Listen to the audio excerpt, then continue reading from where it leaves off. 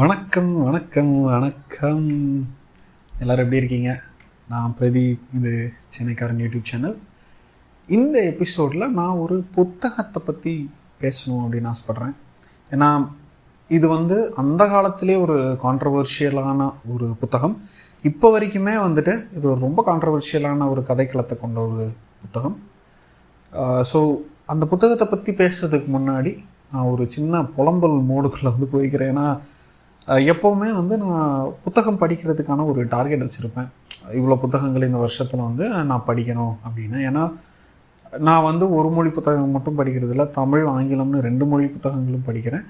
இப்போ ஒலி புத்தகம் வந்ததுனால தெலுங்கு எனக்கு நல்லா தெரியும். அதனால் தெலுங்கு மொழி புத்தகங்களையும் கேட்க ஆரம்பிச்சிட்டேன். ஸோ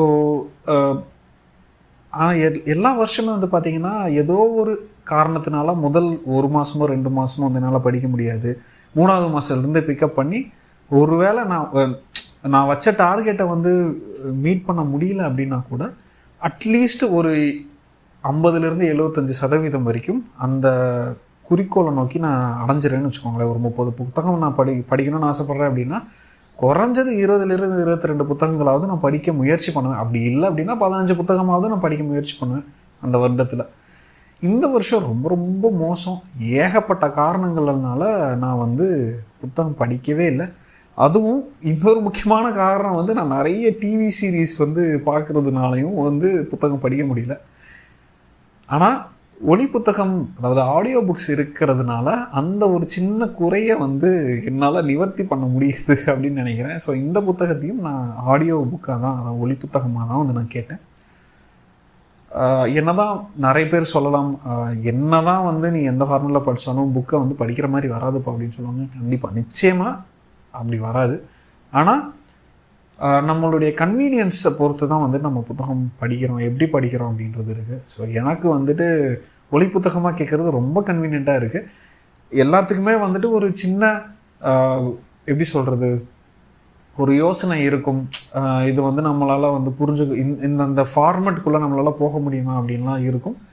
ஆனால் ஒரு தடவை முயற்சி செஞ்சு பாருங்கள், கண்டிப்பாக உங்களுக்கு பிடிக்கும் அப்படின்னு நினைக்கிறேன். ஸோ நானும் ஒரு தயக்கத்தோடைய தான் ஆரம்பித்தேன். ஆனால் கடந்த ஒரு 3 வருடங்களாக நிறைய ஒலி புத்தகங்கள் நான் கேட்டு, நிறைய ஒலி புத்தகங்கள் எனக்கு பிடிக்கவும் பிடிச்சிருக்கு. என்னால் அந்த கதையோட ரிலேட் பண்ணிக்கவும் முடிஞ்சுது. ஸோ என்னதான் இது எப்படின்னா, நம்ம பாட்டி கதை சொல்லுவாங்க இல்லையா? ஸோ கிட்டத்தட்ட அந்த ஃபார்மேட்டில் தான்.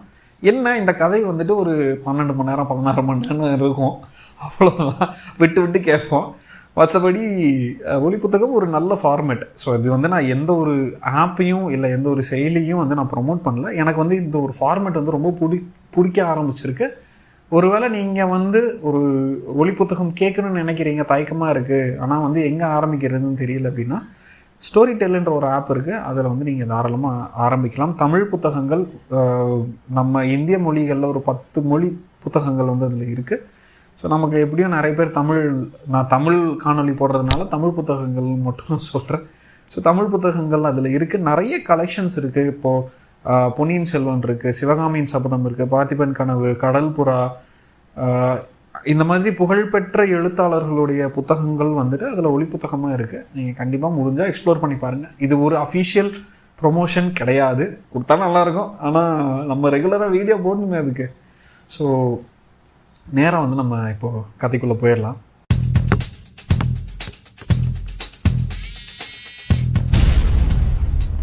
அம்மா வந்தால் தி. ஜானகிராமன் அவர்கள் எழுதிய 1966வது வருடம் வெளியான ஒரு புத்தகம். இந்த புத்தகத்துடைய கதையை சுருக்கமாக மட்டும் நான் சொல்லிடுறேன்.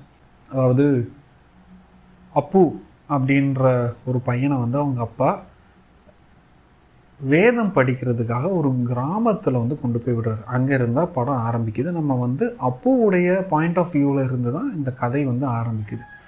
ஸோ அவங்க அப்பா விட்டுட்டு போயிடுறாரு. அவங்க அப்பா 16 வருஷம், அதாவது இந்த கதை எங்கே ஆரம்பிக்குதுன்னா 16 வருஷமாக அப்பு அந்த கிராமத்தில் வேதம் படிச்சுட்டு இருக்காரு. அவர் ஒரு அந்த ஊரை விட்டு போகணும் அப்படின்ற அந்த நிலைமை வருது. அப்போ பழைய விஷயங்கள்லாம் அவர் அசைப்பட்டு பார்க்குறாரு. ஸோ முன்னாடி முதல்ல இங்கே எப்படி வந்தவங்க, அவங்க அப்பா வந்துட்டு அவரை எப்படி விட்டுட்டு போனார், அவங்க அப்பா வந்து எப்படி இவரோட கம்யூனிகேட் பண்ணுறாரு ரெகுலராக அப்படின்ற எல்லா விஷயத்தையுமே வந்து நம்ம தெரிஞ்சுக்கிறோம். இதுக்கப்புறம் வந்து அப்பு வந்து அந்த வீட்டில் இருக்கக்கூடிய ஒரு அம்மா, அவங்க தான் வந்துட்டு இந்த பாடசாலையை வந்து நடத்துகிறாங்க. அவங்களோட அவங்க வந்து இவர் வந்து அத்தை அப்படின்னு கூப்பிடுவாங்க. ஸோ இவர் வந்து அவர் வீட்டுக்கு போகிறாரு. அதாவது அந்த இது முடிச்சுட்டு நடுவில் வந்துட்டு அந்த அத்தையுடைய மருமகள் வந்து இளம் விதவை, அவங்க வந்துட்டு அப்புவோட வந்து நெருக்கமாக வந்து இருக்கிறாங்க. அப்புவை வந்துட்டு சிறு வயதிலிருந்து காதலிக்கிறதாக சொல்கிறாங்க. அப்புவுக்கு வந்துட்டு ஒரு குழப்பமான மனநிலையோடையே வந்துட்டு அவருடைய சொந்த ஊரான மெட்ராஸ், அதாவது சென்னைக்கு வந்துட்டு போகிறாரு. அங்கே அவருடைய அப்புவுடைய அப்பா வந்து ஒரு பிரபல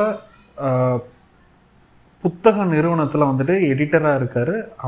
அவருடைய அம்மா வந்து அலங்காரத்தம்மாள். அவருக்கு வந்துட்டு ஒரு அக்கா, ஒரு அண்ணன், அப்புறம் வந்து ஒரு தம்பி, 2 தங்கைகள்னு நினைக்கிறேன். இல்லை 2 தம்பி ஒரு தங்கை, ஏதோ ஒன்று. மொத்தம் வந்து அவங்க குடும்பத்தில் மொத்தம் 6 பேர். ஸோ இவர் வந்து அவங்க அம்மாவை போய் பார்க்குறப்போ இவர் சில விஷயங்கள்லாம் வந்துட்டு தெரிய வருது. அது வந்து இவருக்கு ஒரு அதிர்ச்சியை வந்து கொடுக்குது. அந்த அதிர்ச்சியிலிருந்து இவர் எப்படி மீள்றாரு, ஏன் வந்து அந்த அதிர்ச்சி நடந்தது, ஏன் வந்து அவர் வேத பாடசாலைக்கு வந்து அனுப்பப்பட்டார் அப்படின்ற எல்லா விஷயத்தையும் இந்த புத்தகம் வந்து நமக்கு சொல்லுது. ஸோ இந்த புத்தகம் வந்து ஒரு கான்ட்ரவர்ஷியலான புத்தகம்னு நான் சொன்னேன் இல்லையா. ஸோ ஏன் அப்படின்னா, நம்ம எப்போவுமே அம்மாக்களை வந்துட்டு ஒரு பெடஸ்டல்லையே வச்சுருப்போம். ஸோ அம்மாவை வந்துட்டு, அம்மா அப்படின்ற ஒரு நபர் எல்லாத்துக்குமே அப்பாற்பட்டவர். அம்மா அப்படின்ற ஒரு நபர், அவங்களுக்கு வந்துட்டு ஆசைகளும் பாசங்களும் துன்பங்களும் துயரங்களும் எதுவும் இருக்காது. அவங்க வந்துட்டு ஒரு கடவுளுக்கு ஒப்பான ஒரு நபர் அப்படின்னு நம்ம ஒரு அசம்ஷனில், இல்லை ஒரு பெடஸ்டலில் ஒரு உருவகத்தை வந்து நம்ம உருவாக்கி வச்சுருக்கோம். ஸோ அந்த உருவகத்தை வந்துட்டு எழுத்தாளர் அடித்து உடைக்கிறார். ஏன்னா அம்மா அப்படின்றவர் ஒரு நபர், அவர்கள் தவறுகளும் செய்வாங்க. அந்த தவறுகளை வந்து சரி பண்ணிக்கிறதுக்காக சில விஷயங்கள் வந்து செய்வாங்க. ஸோ அப்படி தான் வந்து அப்பு வேத பாடசாலைக்கு அனுப்பப்படுறார். அப்புவுடைய அம்மா வந்து ஒரு அடல்ட்ரியில் வந்துட்டு, அதாவது அவருடைய கணவரை விட இன்னொரு நபர் கூட வந்துட்டு எப்படி சொல்கிறது, சீட் பண்ணுறாங்க அப்படின்னு வேணால் நம்ம சொல்லலாம். எனக்கு தமிழில் அந்த வார்த்தை சரியாக டக்குன்னு வரல. ஸோ அவங்க அப்பா வந்துட்டு சீட் பண்ணி இன்னொரு நபரோட வந்துட்டு கள்ளத்தொடர்பில் இருக்கிறாங்க. அதன் மூலமாக 3 குழந்தைகளை வந்து பெற்றுக்கிறாங்க. ஸோ நமக்கு கதை நடக்க தான் வந்து தெரியுது, இது வந்து அவங்க அப்பாவுக்கு தெரியும். எங்கேயோ இருக்க அப்புவுடைய அக்காவுக்கு கூட தெரியும். ஆனால் அந்த வீட்டில் இருக்கிற யாருக்குமே தெரியல. மேபி அவங்க அப்புவுடைய அண்ணிக்கு வந்து அந்த விஷயம் தெரிஞ்சிருக்கலாம். ஆனால் மற்ற குழந்தைகள் யாருக்குமே வந்துட்டு அந்த விஷயம் தெரியல. ஸோ இந்த மாதிரி இருக்கிறப்போ அவங்க அம்மாவுக்கு வந்து அப்புவை வந்துட்டு வேதம் கற்றுக்க வச்சு அவன் அப்புவுடைய காலில் விழுந்து மன்னிப்பு கேட்கணும். மன்னிப்பு கேட்டு அவங்க பண்ண தப்பு எல்லாத்தையுமே வந்துட்டு அப்பு அந்த வேதம் மூலமாக வந்துட்டு சரி பண்ணிக்கணும் அப்படின்னு அவங்க நினைக்கிறாங்க. ஸோ இதுதான் க்ரக்ஸ். ஸோ அகைன் நான் முன்னாடி சொன்ன மாதிரி அம்மா அப்படின்ற ஒரு நபர் வந்து நம்ம ஒரு பெடஸ்டலில் வச்சுருக்கோம் இல்லையா, அந்த விஷயத்தை வந்து ஒன்று உடைக்கிறாங்க. அண்ட் 2வது வந்து ஒரு ஆண் வந்து அவருடைய மனைவியை எவ்வளோ வருடங்கள் ஆனாலும், என்னதான் வந்து சீட் பண்ணாலும், அந்த மனைவி வந்து சீட் பண்ணாலும், என்னதான் வந்து இவருக்கு தெரிஞ்சிருக்கும், 2 பேருக்குமே தெரியுமா அப்படின்றது வந்து எழுத்தாளர் சொல்லலை. ஆனால் கணவருக்கு வந்து கட்டாயம் தெரிஞ்சிருக்கு. ஒரு இடத்துல வந்துட்டு வார்த்தையை கூட வந்துட்டு அவர் பிரயோகப்படுத்துகிறாரு. ஸோ அதனால் அவருக்கு வந்து நல்லாவே தெரிஞ்சிருக்கு. ஆனாலும் அலங்காரத்தம்மாள் வந்து எவ்வளோ அலங்காரமாக இருக்காங்க அப்படின்ற ஒரு விஷயத்த வந்து சொல்கிறாங்க. அண்ட் இன்னொரு விஷயம் வந்து என்ன அப்படின்னா, பெண் அப்படின்னாலே வந்து அடக்க ஒடுக்கமாக கூனி குறுகி தலையை குனிஞ்சு தான் இருக்கணும் அப்படின்ற ஒரு சமூக கட்டுப்பாடு இருக்குது இல்லைங்களா. ஸோ அந்த கட்டுப்பாட்டை வந்துட்டு அலங்காரத்தம்மாள் மூலமாக எழுத்தாளர் வந்து உடைக்கிறாரு. அலங்காரத்தம்மாள் அப்படின்றவங்க வந்துட்டு கம்பீரமானவங்க. அவங்க உக்காந்தாலே வந்துட்டு அந்த இடத்த சுற்றி கம்பீரமான விஷயங்கள், அந்த இடத்த சுற்றியே ஒரு எப்படி சொல்கிறது, ஒரு ஒளிமயமாக இருக்கும். அண்ட் அவங்களுக்கு வேணும்னா வேணும், வேணான்னா வேணாம் அப்படின்ற ஒரு எப்படி சொல்கிறது, இப்போ ஃபெமினிஸ்ட் அப்படின்னு சொன்னாலே வந்துட்டு எல்லாத்துக்குமே வந்துட்டு அப்படியே வயிற்றுல புளிய கரைக்கும் இல்லையா? ஸோ அந்த மாதிரியான ஃபெமினிஸ்ட் இல்லை அவங்க. அதையும் நான் சொல்லிக்க விரும்புகிறேன். ஏன்னா நம்ம ஊரில் வந்து ஃபெமினிசம் அப்படின்ற ஒரு விஷயத்தையே, நம்ம ஊர்னு இல்லை உலகம் முழுக்கவே ஃபெமினிசம் அப்படின்ற ஒரு கான்செப்டே வந்துட்டு எல்லாருமே தப்பாக புரிஞ்சுக்கிறாங்க. ஒரு சில பெண்கள் வந்து அவங்க செய்யக்கூடிய, அவங்க வந்து எக்ஸ்ப்ளாய்ட் பண்ணுற விஷயத்தினால ஃபெமினிசம்னா இப்படி தான் அப்படின்னு சொல்லிட்டு ஒரு பிராண்ட் பண்ணி வச்சுருக்காங்க. நம்ம சமூகம் எப்படி யாராவது ஒரு சிலர் வந்துட்டு ஒரு சில விஷயங்கள் பண்ணால் இப்படி தான் எல்லாருமே பண்ணுவாங்க அப்படின்னு சொல்லிட்டு பிராண்ட் பண்ணிடுவோம் இல்லையா? ஸோ அந்த மாதிரியான ஒரு பிராண்டு தான் வந்துட்டு பண்ணியிருக்கு. ஸோ அதை வந்து ஒரு பெண் அப்படின்னா 1966 மட்டும் இல்லைங்க, 2024லையுமே வந்துட்டு பெண்கள் வந்து இப்படி தான் இருக்கணும், இப்படி தான் இப்படி தான் வந்துட்டு உடை உடுத்தணும், இப்படி தான் நடக்கணும், இப்படி தான் உக்காரணும், இப்படி தான் சாப்பிடணும், இப்படி தான் சிரிக்கணும், இப்படி தான் சிரிக்கக்கூடாது அப்படின்னு 1008 ரூல்ஸ் அண்ட் ரெகுலேஷன்ஸ் இருக்கு இல்லையா? ஸோ அது எல்லாத்தையுமே வந்துட்டு எழுத்தாளர் இந்த ஒரு கேரக்டர் மூலமாக அதை உடைக்கிறார். ஒன்று. இன்னொரு விஷயம், இது வந்து ஒரு எப்படி சொல்கிறது, எனக்கு வந்து எழுத்தாளர் கையாண்ட விஷயம் வந்து சரியா தவறா அப்படின்னு என்னால் சொல்ல முடியலை. ஏன் அப்படின்னா அடல்ட்ரி அப்படின்றது ரொம்ப தவறான விஷயம். ஆண் பண்ணாலும் சரி, பெண் பண்ணாலும் சரி, அது வந்து ஒரு தவறான விஷயம். ஒரே ஒரு நல்ல விஷயம் என்ன அப்படின்னா அதை வந்து எங்கேயுமே க்ளோரிஃபை பண்ணலை. அது ஒன்று மட்டும்தான் நல்ல விஷயம். அண்ட் ஸோ எனக்கு வந்து ஏன் இது வந்து ஒரு பிராமண வீட்டில் வந்து செட்டப் பண்ணியிருக்காரு அப்படின்றது தெரியல. மேபி எல்லாருக்குமே பிராமணர்கள் அப்படின்னாலே வந்துட்டு ரொம்ப ஆர்த்தடாக்ஸாக, ரொம்ப வந்து ரூல்ஸ் ஃபாலோ பண்ணி, குறிப்பாக வந்துட்டு ஆண்களும் பெண்களும், குறிப்பாக பெண்கள் வந்துட்டு நிறைய கட்டுப்பாடுகளுக்குள்ளே இருக்கணும் அப்படின்றதுனால வந்து அதில் செட்டப் பண்ணாரா அப்படின்றது எனக்கு தெரியல. ஆனால் அவர் எந்த ஒரு காரணத்தினால வச்சாரோ எனக்கு தெரியல. ஆனால் அது வந்து ரொம்ப நல்லாவே ஒர்க் அவுட் ஆச்சு. ஏன்னா தீஜாவுடைய முதல் புத்தகம் இது. அதுவும் நான் வாசிக்கலை, கேட்டிருக்கேன். கேட்டதுலேயே வந்துட்டு எனக்கு வந்து ஒரு ஷாக்கிங்கான நிறைய விஷயங்கள் வந்து என்னால் புரிஞ்சுக்க முடியுது. ஸோ அதனால இன்னும் நிறைய தீஜா அவர்களுடைய புத்தகங்கள் வந்து நான் படிக்கணும், வாசிக்கணும் இல்லை கேட்கணும் அப்படின்ற ஒரு மனப்பக்குவத்துக்குள்ளே போயிருக்கேன். ஸோ நான் வந்து சொல்ல வந்த விஷயம் வந்து அடல்ட்ரி அப்படின்றது ஒரு தவறான விஷயம்.